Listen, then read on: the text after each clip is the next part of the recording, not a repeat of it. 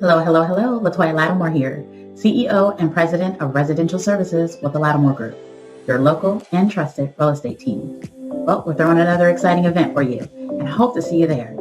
It is that time of year where we offer our no cost, no obligation, free home buyer workshop.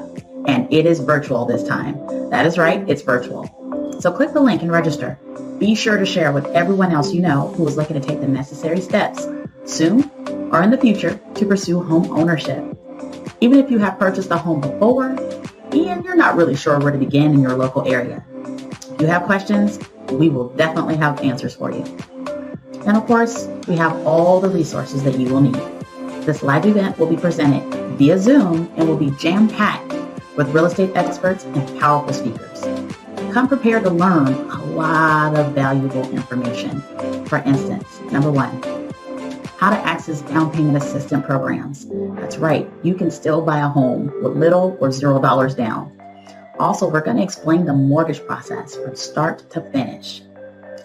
We're also going to talk about easy ways to help you build your credit and fast. We're also going to talk about how to win in multiple offer situations. That's right.